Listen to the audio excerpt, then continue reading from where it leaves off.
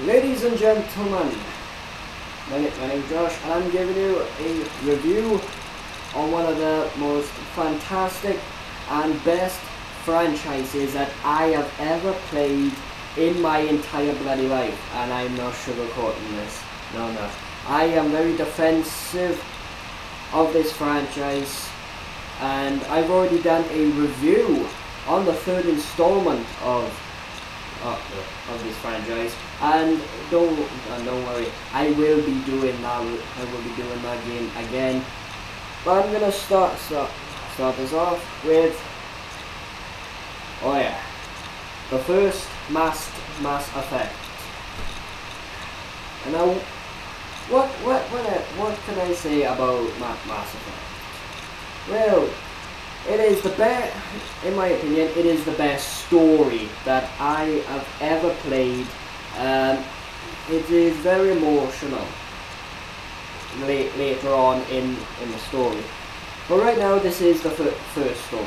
And you basically start as Commander Shepard. But not just any Shepard, not the default Shepard. You can start as him or her, or you can create your own Shepard. You know, your own gender, your own freaking class, your own backstory, your own military achievements. And there's three backgrounds and three for the blooming military achievement thing. I'm going to start with the backstory. Stories first. One of them is actually a spacer, which if you read it, it basically says all your life you've been around ships. Ships. You've moved from place to place, home to home, system to system, yada yada yada, until you turn like 18, which is like the blooming the requirement needed to actually join the System Alliance Navy. But with the space thing, you got parents in, but you don't actually hear about, if you choose that background, you don't hear about Shepard's father. Yeah, there's no mention of his father or her father, and it's like, okay, who the hell is the father then? It's like Jeremy Kyle in there. Jeremy Kyle reference, but okay. The second backstory is colonists, and if I'm completely blooming honest, the colonist was really not emotional, but it did cut it a home, because you're on the colony of Mindwa while it's being raided by my least favorite race, the Batarians. And it's like, and the thing is that you actually see, I don't think you actually see your friends and your family getting killed or anything, but you know that basically everyone you have met, everyone you've loved, your parents, your friends, your bloody next door neighbour, yeah, they're gone, they're dead. And I think you see it happen. Sorry, let me move the camera. Well, I shouldn't say camera, I should say laptop. But yeah, and the third background is, well, you're an orphan on Earth. And, well, enough said about that. But with the orphan, Earthborn, as it said, basically it's like you're living in the Undercity. Yeah, here's the that's the golden age of Earth. Okay, you were basically born / dumped in the Undercity where all the crime and petty gangs are doing, and you actually join up a gang, and that gang is actually the 10th Street Reds. And since my favorite color is red, hey, you got a member. But and then with the I'm all flustered. Oh well. But with the back, yeah, so that's the backstories. Actually, the military thing, the military achievements is Sole Survivor, War Hero, and Ruthlessness. Which the Sole Survivor is I think it's like the Cerberus experiment on a cruise. Yeah, you were actually part of that if you chose Sole Survivor. War Hero, you held off the Batarian funded slavers pirates from the Terminus systems to attack Elysium. You were there and you single-handedly basically you held them off until reinforcements can arrive. The ruthless one is the one that I chose, is where it's the aftermath of Elysium, which is the Alliance basically is yeah, let me give you a demonstration. Say that my left hand here is the Batarians and my first is the Alliance. This is what the Alliance did to her. Boom. They knocked them back, and you were actually put in charge of a squad, and you took out the main base, but only like a third of your unit comes back alive, including your own. And lastly, and that was the choices. You actually do get to choose your own class as well, and if I'm right, is either 6 or 7 of them. Let's say them. There is a soldier, infiltrator, engineer, adept, vanguard, and sentinel. 6 classes, and most of them are like tech and biotic based. There's only one that's like physical aspect, and that's the soldier class. The soldier, you can have all weapons available to you, but like no backup attacks or anything. You can basically with your adrenaline rush, you slow down time. How does that bloody work? But in your mind, you slow down time and you kill them faster.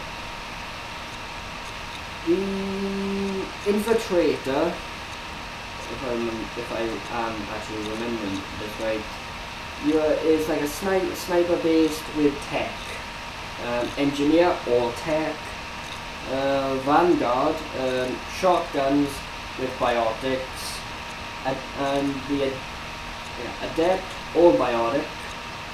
But the sentinel combines tech and biotics into one, basically.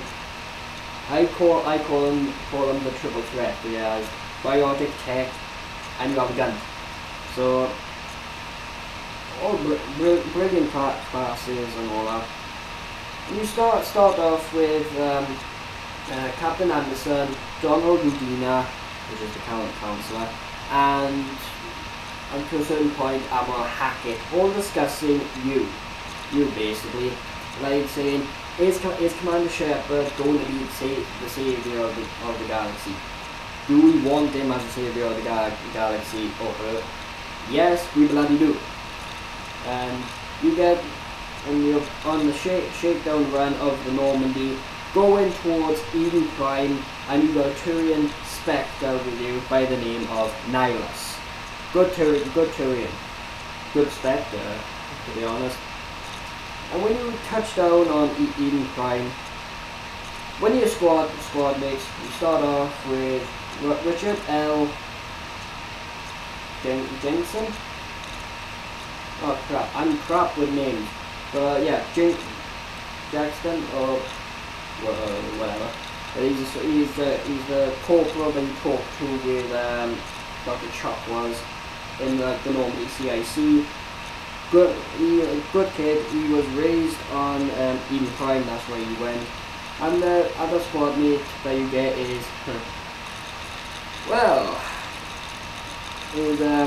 Caden Alenko, and he is actually from Vancouver, which is over in Canada somewhere. I don't know where Vancouver is in Canada, but that's where he is from, and he is a Sentinel L2 biotic class. And yeah, the L2s are the older generation, and they have very crippling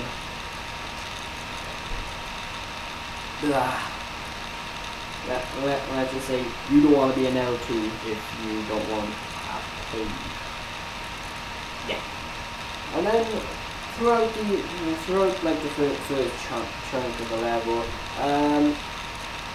Richard Jenkins, I have to remember his last name, Jingston, I think, or whatever, Jackson. I don't know, but it's surprising that I don't know his last name, but I know his bloody first name, and he wasn't like an important character or that. He was just like, near someone to die, and yeah, he does die. You like sort of avenge him, and you actually like say like I like deserve a burial after the mission. We should go or leave him, or as the renegade option, leave him, let's go, and all that. And then further on, you get your second permanent companion, squad mate, and potential romance option. Ashley Williams of the 212 unit station on Eden Prime. You actually see her in the transmission back on the Normandy after you, Captain Anderson and Nihilus talking about each other, how you are actually going to be, he's going to put you down as a Spectre. And Eden Prime is like the test run, basically. And like your abilities and all. Well, yeah, after that she says, this is a Geth attack. And if you know your blooming Mass Effect history, like I do, the Geth haven't been outside the Veil in nearly 300 years. Yeah. After the Geth war with the Thorians, they stayed put. But mind you, they were in their infancy, so I can't blame them for venturing out in the galaxy, because they would probably get annihilated, and they didn't have any warships. I don't think. I need to look into that. But yeah, after a while, you see one of the two main bad guys in the game. He is actually the best Spectre that the Council has ever seen, Saren Octarius. And yes, he is a Turian, and he's supposed to be one of the best Spectres. But he turned on the Council and he tried to eliminate the colony on Eden Prime, using the Geth, and all that. He not acquires, but you see the Prothean beacon, and the Protheans are actually the race that came before. They were the victims, as you like to say, in the last cycle. That was 50,000 years ago. I'm already saying too much at this point in time, but I don't care. No spoilers here. But you see him. Yeah, he steps to the beacon, he activated it, and he gets a vision in there. We don't know what vision it was though, but after time killing Geth and all that, you get to the beacon, and depending on your gender, it's either Ash or Cain gets pulled towards the beacon, and you basically throw them out of the way, and you get hit by the beacon, and you get a vision in red. And after that, again, whoever is with you, where you push, that basically says to you, oh, you have to push me out of the way. You can either, be grateful to him, or basically be a dick to him. Depending who you want your shepherd to be. Do you want your shepherd to be a caring person, or do you want him to be basically a jerk and a badass? Yeah. And then you get taken to the Citadel, and the Citadel is like this big space station that holds millions upon millions upon millions of species. Yeah, there's a lot of species there, and there's only 3 species that is like they make up the elite leading group, which is called the Council, the Asari, the Salarians, and the Turians. There's also like sub species, council species like humanity, the newest one, Hana, Volus, Elcor. I think that's it. Quarians used to be a council, not a council member, but they used to be part of the Citadel, and that was 300 years ago, when the death, uprose them. They basically lost the spot. The Batarians used to be, a Citadel race, but they closed down the embassy. They went rogue because of us, because of humanity, basically. And the Batarians, they were like around for a long time, and it's like, they were. For me, I personally, I don't like the Batarians because, they're slavers, and I don't like slavery. I hate it. No, I'd kill any bloody slaver, and that's what I did in Mass Effect. The only thing about the first Mass Effect that I have a gripe, I sort of had a gripe with, and that's the teammates and all that. Why did you get 2 humans? You get 2 humans, you get 1 Asari, 1 Krogan, 1 Turian, and 1 Quarian. Why 2 humans? Or we could have instead of having 6 companions, why not have an extra 1? And people might be shocked to hear that I wouldn't actually mind having a Batarian squad member. Yeah, I know that's bloody, interesting because I hate the bloody Batarians. But it's like throughout Mass Effect 1, throughout Mass Effect 2, throughout Mass Effect 3, you don't hear anything good about the Batarians, and that is what pissed me off. It's like, so nothing good has ever happened, when the Batarians made contact with us. So it's like, what, did we turn the Batarians bad or something? I don't know, but that's why I wanted, a Batarian squad member to basically say, we weren't all bad. Let me tell you some good parts about, Batarian race and all that. Never happened. I wouldn't mind having that Batarian squad mate to be like, either male or female. I wouldn't fucking mind. But, it's not too much to bloody ask for. But anyway, back to the story. You get 4 major parts. Noveria, Pharos, the Honest Tau Cluster, and Vermeer. And then when you got all those 4, then you get the main destination, which is Ilos. Ilos is a Prothean planet. the last Prothean planet who basically they were the only like Protheans to survive that cycle. And you actually find out that the galaxy is actually on a circle of extinction. You know, one civilization rises and then it's cast down violently.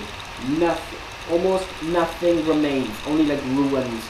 And you found out why the Protheans vanished. They were totally obliterated by a race of machines called the Reapers, and the Reapers were scheduled to come. They were supposed to come through, and that's what Saren is trying to do. But you find out like a plot, sort of like a plot twist that Saren isn't behind it. No, Saren is actually a puppet. Because you find out, you see like he's got this warship, and he calls it Sovereign. Sovereign is actually a Reaper. Thank you. And yeah, and you find out that it's actually Sovereign that's the main bad guy, and Saren is just a puppet. So, and that's something that hasn't even been it hasn't even been women's, like I said, like how Saren came into contact with Sovereign. You know, that has it's never been freaking explained. It hasn't. And I've been talking a lot, but I'm gonna wrap this up really quickly. Basically, in Iros, you find a damaged Prothean VI. He basically tells you, you need to hurry, otherwise the Reapers will kill everyone. And then after that, we see basically Sovereign and a fleet of death. And that's one thing that I love Mass Effect 4 is actually fleet battles, ship to ship. But I was just sad that, you know, it was a bit short. You know, like the ship, like, remind you it is like, you know, literally a cut scene and all that, but I would love to see more like ship on ship battles. I'd love to see. But I should really save that for my speculation video on the new Mass Effect, which I am gonna be doing. But anyway, and after that, you go, and it's all in game is actually surrounded by the conduit. Like what is it? What is it? Is it a weapon or something? You find out that it's actually a backdoor to the Citadel. And Saren used it to gain control over it. You basically shoot up, you kill your way through death and Krogan to get to Saren in like the council chambers. And you have, depending on your like Paragon and Renegade points, if you haven't got enough, then you fight Saren twice. But if you got enough Renegade or Paragon points, then you can basically talk him into killing himself, which I find is actually quite good, and that actually should be a bloody achievement, but it wasn't. So, oh well. And there's that, and for the Mass Effect, there is actually 2 DLCs for it. One involving Pinnacle Station, and the other one is some like Batarian Snake, an asteroid I'm gonna plan into a human colony, and basically stop it and all that good jazz. I'm killing a lot of Batarians. So. And you find out that, you know, Saren has actually been implanted by Sovereign, and that's Sovereign's own doing. And there's actually a blooming choice when you beat Saren, or if he kills himself, is What do you do with the human fleet? Do you save the council or do you let the council die? If you save the council, then the human fleet will have major losses. They said, oh yes, we're gonna have some casualties. Fuck no. There's a lot of fucking human lives lost. But you know, you do save the council ship, the Destiny Ascension, which is a mother effing bloody big dreadnought. And then you fight like Saren again, when he's like this death jumper and all that. When you defeat him, Sovereign basically has his shields beat, destroyed and all that, and the Normandy destroys Sovereign. Yeah. That's it, and the closing of the game is you get to name whoever will be the human councillor. Do you choose Udina or do you choose Captain Anderson? And I did say that there's like romance options. Yeah, technically there's 4 in total. For like the males, yeah. For us males we get Ashley and Liara. For females we get Kaylin and Liara as well. Anyway, I'm gonna end this off because I've been talking for a long time.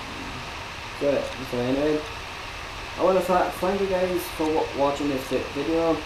Slap a like, leave a comment, and more importantly, subscribe.